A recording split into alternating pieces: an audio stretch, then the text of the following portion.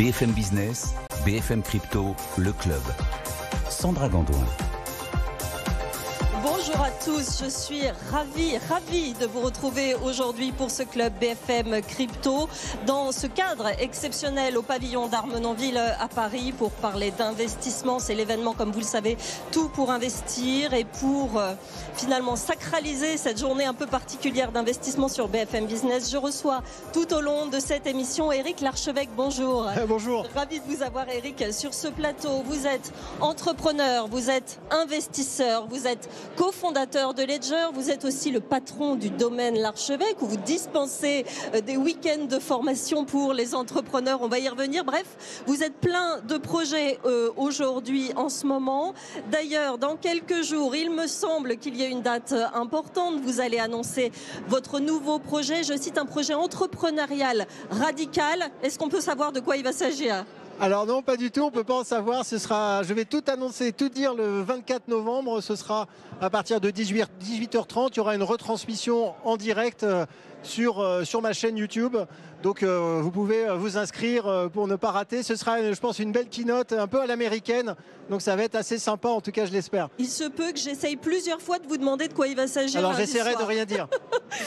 On va évidemment parler d'investissement lors de cette journée. Vous venez de quitter la scène. On a parlé d'investissement dans les cryptos, de l'investissement plutôt dans le Bitcoin, parce que c'est ça que vous défendez en tant que cofondateur de Ledger. Un petit mot sur le cours en ce moment qui a beaucoup baissé assez vite ces derniers jours. Ce sont les suites de ce crash du 10 octobre. Est-ce que d'après vous, on est entré en bear market? Est-ce que c'est une phase normale? Est-ce que c'est le moment d'entrer tout simplement dans le Bitcoin, Éric Larchevêque?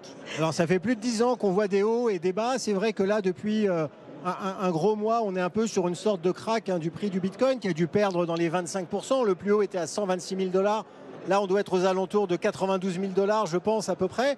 Et donc, la question qui est sur toutes les lèvres, est-ce que c'est le début d'un bear market, c'est-à-dire d'un mouvement baissier à long terme sur 18 mois où on va être en hiver nucléaire? Alors, je ne pense pas, parce que contrairement aux précédents crack qu'on a eu, là, il n'y a pas de crack systémique. Avant, il y avait eu des gros problèmes, des fondamentaux qui n'allaient pas. Là, ce qui était vrai il y a 2 mois est toujours vrai, c'est-à-dire que les fondamentaux sont ouverts, il y a toujours un intérêt institutionnel, il y a toujours d'éléments positifs. Le Luxembourg a annoncé qu'ils allaient rajouter le Bitcoin dans leur réserve nationale. Les États-Unis ont mis en place tout un tas de solutions réglementaires extrêmement positives. On a eu des prises de profit, 2,5 milliards de prises de profit sur les ETF. On a eu le shutdown aux États-Unis qui a posé pas mal de questions, qui a limité un petit peu les liquidités. Et puis aujourd'hui, le Bitcoin est vu comme un actif un petit peu technologique. Il est proche du Nasdaq. Il y a les résultats de Nvidia qui vont arriver, que tout le monde attend. Il y a aussi ce que la Fed va proposer en taux directeur. Donc il y a un petit peu d'incertitude. Donc en fonction des résultats de Nvidia, en fonction des taux directeurs de la Fed, qu'on aura je crois dans quelques jours, eh bien on verra si là ça va remonter ou descendre. Mais je ne pense pas qu'on a cassé un fondamental et je ne pense pas qu'on part, comme on a pu le voir auparavant, sur une vision à long terme, une baisse long terme.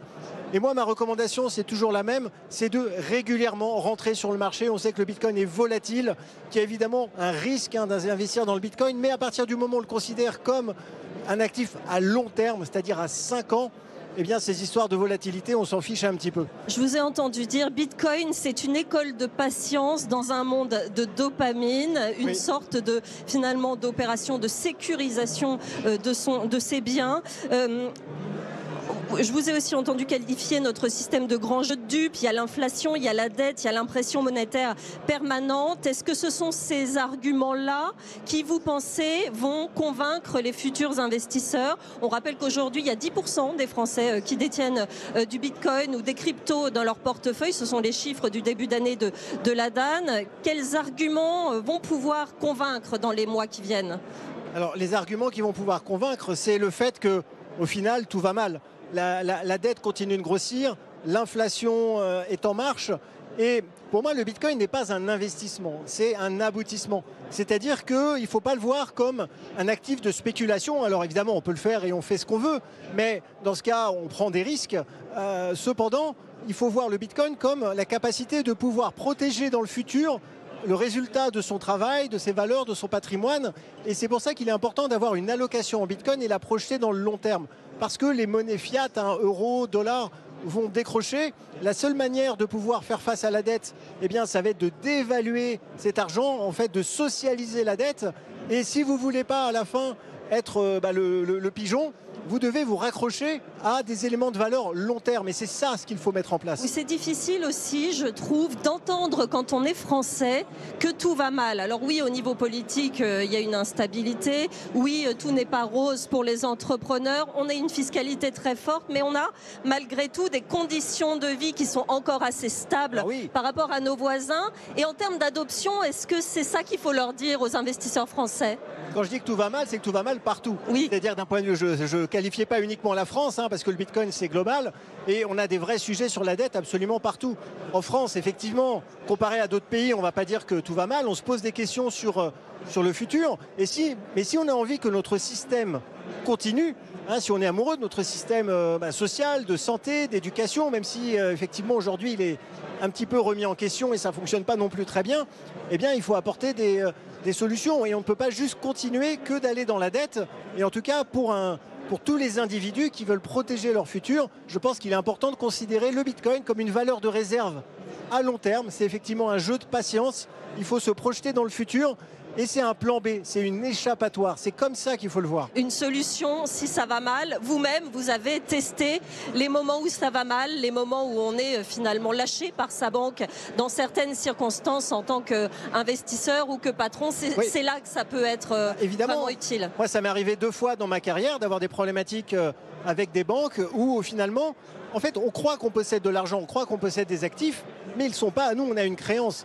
Et on les a que à partir du moment où la banque ou le tiers va vous dire oui, je vous le rends. Mais si un jour ça va mal, si un jour il y a des contrôles des capitaux, si un jour pour une raison ou pour une autre vous vous retrouvez dans une situation compliquée, eh bien vous n'avez plus accès à rien. Le Bitcoin lui permet d'être détenu en toute souveraineté, c'est ça la différence, un peu comme avoir de l'or physique chez soi, sauf que c'est plus facile à transporter. Et c'est là que non seulement ça protège la valeur dans le futur, mais que aussi, en cas de problème, en cas de coup dur, et je pense que c'est important de regarder la réalité en face, eh bien vous avez la capacité d'avoir un actif que vous allez pouvoir emmener partout, et ça peut vraiment être la différence entre la capacité de pouvoir s'en sortir et la capacité d'être coincé. Donc c'est en cela que le Bitcoin apporte une vraie solution. Dans un monde où tout irait bien, le Bitcoin ne serait pas si utile que cela.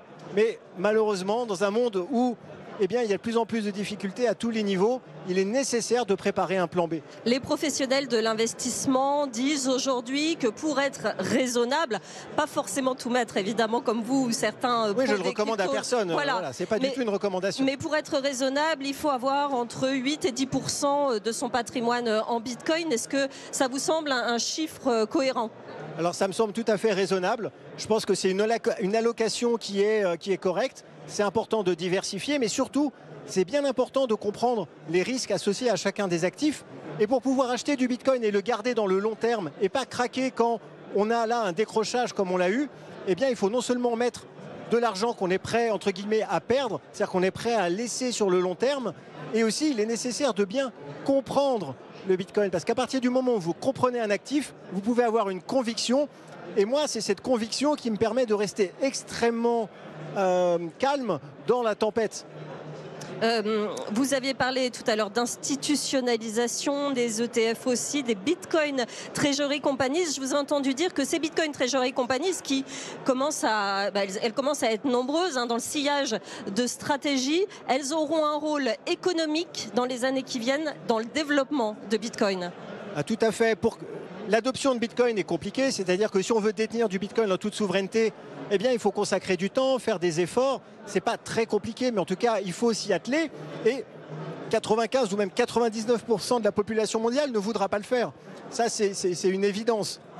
Et donc, il est nécessaire, pour pouvoir permettre au plus grand nombre de s'exposer au prix du Bitcoin et donc d'avoir aussi une capacité de pouvoir protéger son argent, eh bien, de pouvoir, par exemple, acheter des titres de Bitcoin Treasury Company qui vont jouer ce rôle. Et au final, c'est assez paradoxal, Bitcoin qui a commencé en dehors du système financier classique va reprendre le contrôle du système financier pour lui imposer la discipline du marché et permettre à tout à chacun de s'exposer au Bitcoin. Et c'est en cela que les Bitcoin Treasury Company et toutes les autres initiatives vont supercharger et pousser la vision initiale de Bitcoin au maximum et permettre à tout le monde de pouvoir y accéder. On va parler un petit peu de l'avancée des réglementations. 2025, il s'est passé énormément de choses sur le continent européen avec MiCA et les acteurs du secteur qui doivent se mettre en conformité. Le Genius Act aux États-Unis, les réglementations qui avancent. Est-ce que vous êtes d'accord pour dire que depuis que vous vous intéressez à Bitcoin en 2013, cette année 2025, elle est quand même c'est un tournant? Alors c'est un tournant principalement aux États-Unis avec le Genius Act qui permet aux Américains en fait de pouvoir monétiser leurs dettes sur les stablecoins et qui ont intégré le Bitcoin en valeur de réserve. D'un côté, ils ont trouvé une solution pour continuer de monétiser leurs dettes. À chaque fois qu'on achète des stablecoins, c'est-à-dire du dollar numérique, eh bien l'émetteur doit acheter de la dette américaine. Aujourd'hui, c'est le 8e acheteur de dette américaine, donc ça permet de rouler la dette dans le futur. Mais comme les États-Unis savent très bien qu'à terme, ils n'auront pas d'autre choix que de dévaluer le dollar pour faire face à une dette abyssale, ils ont aussi décidé en même temps de s'autoriser le fait d'avoir une réserve de Bitcoin stratégique qui, elle, ne va pas du tout se dévaluer, au contraire, deviendra une réserve formidable et qui permettra aux États-Unis de continuer à être le numéro 1 en matière d'influence géostratégique. Cette stratégie des États-Unis avec les stablecoins, est-ce que vous la trouvez pertinente? Nous, en Europe, les stablecoins en euros, ils n'existent pas. Les banques ne veulent pas en prendre le risque. 98% sont adossés au dollar sur ces stablecoins. Et nous, en face, notre réponse, c'est le projet d'euro numérique. Est-ce que ça vous semble cohérent? Alors non, c'est malheureusement une catastrophe, de mon point de vue en tout cas. C'est-à-dire qu'on aurait besoin d'avoir, pour la dominance de l'euro, pour pas en fait que l'euro meure avant le dollar, il faut pouvoir distribuer l'euro dans le monde. Et la meilleure façon de le faire, c'est d'avoir une espèce de concurrence des monnaies, des sous-jacents monétaires technologiques, et donc de permettre à tout à chacun d'émettre des stablecoins. Malheureusement, en Europe, on a interdit ça pour pouvoir protéger un certain nombre de lobbies, et on va perdre en influence géostratégique. Les monnaies de banque centrale qui ne seront pas prêtes avant des années, qui vont coûter une fortune, vont en plus, à mon avis, être un échec cuisant parce que c'est la BCE qui va reprendre en direct la relation avec les clients. C'est pas dans leur ADN et c'est pas leur métier. Et je pense que c'est une solution qui n'est pas du tout adaptée aux besoins des citoyens. Ça doit partir vers le bas. Il faut impérativement autoriser les stablecoins euros pour que le monde entier puisse aussi utiliser l'euro parce que là, malheureusement, tout le monde utilise le dollar et ça permet d'asseoir encore une fois les États-Unis en dominance géostratégique. Ils arrivent à combattre la dédollarisation grâce à cela. Et donc évidemment, c'est très bien joué de leur part. Et nous, malheureusement, on continue à être européens, c'est-à-dire systématiquement, à chaque fois, de nous tirer une balle dans le pied. Et à la fin, ce qu'on va faire, c'est on va se tirer une balle dans la tête et ce sera terminé. Alors il y a ce projet d'euro numérique et puis j'en parlais, il y a MiCA. On a un petit peu plus de recul. La mise en conformité pour la France, c'est juin prochain. Les acteurs sont en train de se mettre en ordre de bataille. Est-ce que vous voyez des avantages à cette réglementation malgré tout? Est-ce que ça assainit le secteur pour la finance de demain ou est-ce que vraiment c'était trop restrictif? Alors, la réglementation, c'est bien. C'est-à-dire qu'on a besoin d'avoir une réglementation parce qu'on a besoin de travailler avec les acteurs bancaires, on a besoin d'avoir un cadre pour travailler et rassurer tout le monde. Donc moi, je ne suis pas contre la régulation, c'est nécessaire pour pouvoir faire du business et bosser. Cependant, on a besoin d'avoir une réglementation qui soit adaptée avec un minimum de souplesse. Et en Europe, on a toujours tendance à réguler d'abord et ensuite à faire, alors qu'il faut plutôt innover en laissant la capacité d'expérimenter, quitte à casser quelques œufs au passage. Et donc cette réglementation, elle est quand même assez sévère, elle est compliquée, elle coûte extrêmement cher. Donc je suis aussi le cofondateur de CoinHouse, qui est un broker de cryptoactifs. Et on voit à quel point on doit investir pour pouvoir permettre la gestion de cette régulation. C'est quasiment du niveau bancaire. Et donc ça limite aussi l'innovation parce qu'il n'y a plus vraiment de petites startups qui peuvent venir sur ce sujet. Donc oui, d'un côté c'est bien et c'est normal qu'il y ait de la régulation.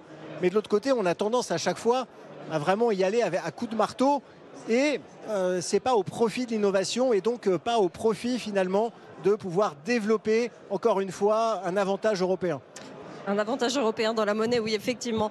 On le sait, pour vous, les monnaies fiat, le dollar, l'euro n'ont aucun avenir à court terme d'ailleurs. Comment est-ce que vous voyez le système monétaire dans 10 ans? Alors, aujourd'hui, on est sur un système de banque centrale où finalement, il y a un lien quand même assez ténu entre les banques centrales et l'État. Et on voit que cette capacité de pouvoir imprimer de l'argent à l'infini influe sur les politiques qui se disent « Bon, finalement, on s'en fiche, on peut toujours faire de la dette et donc on regarde que le présent et on sacrifie les générations futures. C'est ça le problème en fait d'avoir une monnaie qui est débasée, c'est qu'on est sur une préférence temporelle qui est faible et donc on sacrifie le présent, on sacrifie le futur au profit du présent. Et donc d'ici 10 ans, on va être rattrapé par la patrouille.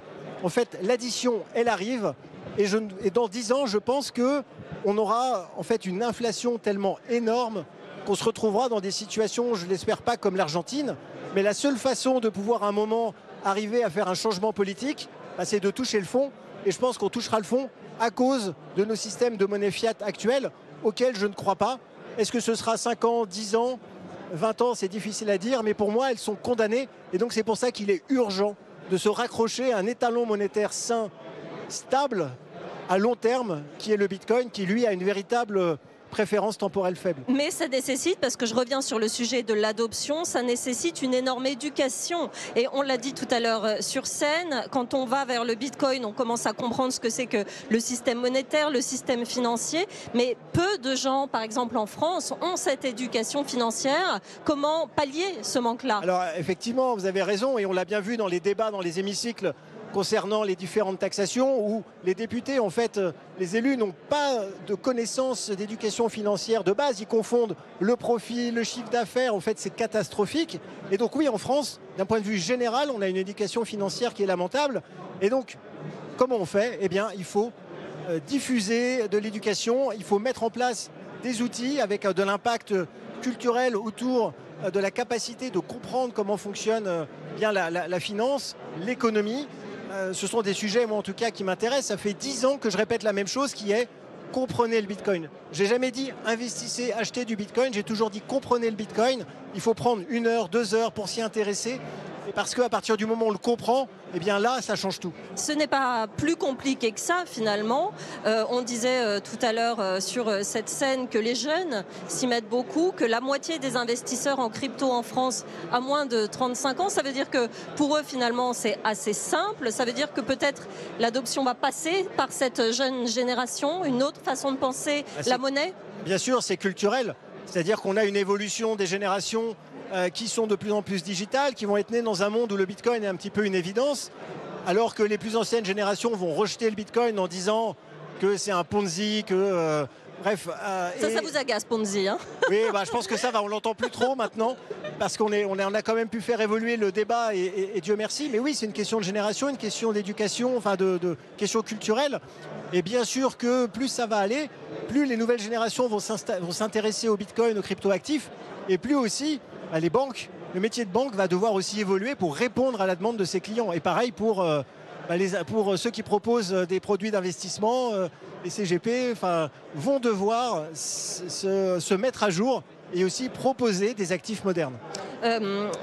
Il n'y a pas que la blockchain qui évolue, il n'y a pas que le système financier qui évolue. En parallèle, il y a énormément de technologies qui avancent, l'intelligence artificielle, l'informatique quantique. Est-ce que ces technologies-là, ces avancées, vont avoir un impact, et lequel, sur Bitcoin précisément et sur l'avancée de ce système?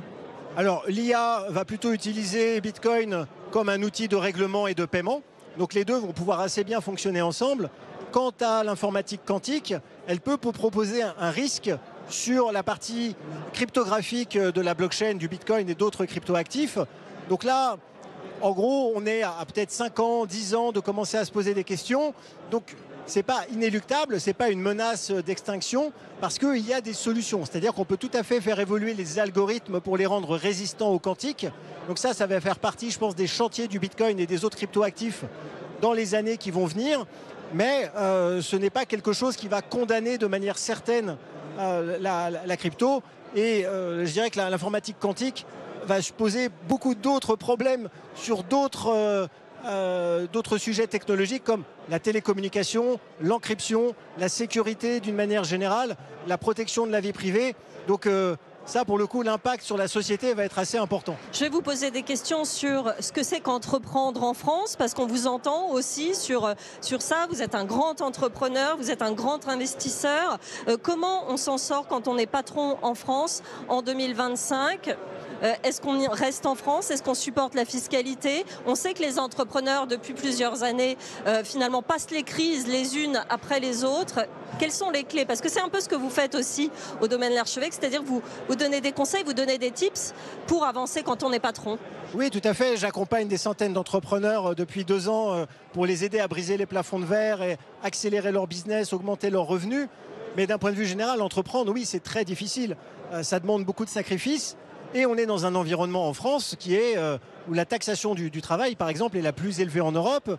On a aussi une fiscalité qui est extrêmement punitive. Et donc, il faut vraiment vouloir entreprendre en France. On est dans un environnement avec beaucoup de vents contraires. Et en plus, non seulement on est les premiers contributeurs en fait, de l'économie et aussi du financement de l'État par la taxation, mais on a le sentiment qu'on est en plus montré du doigt, un peu conspué, qu'on nous dit qu'on est à la limite responsable de tous les problèmes. Et donc c'est ça qui est quand même difficile à vivre pour les entrepreneurs qui, eux, travaillent, se battent, tiennent la France vraiment à bout de bras.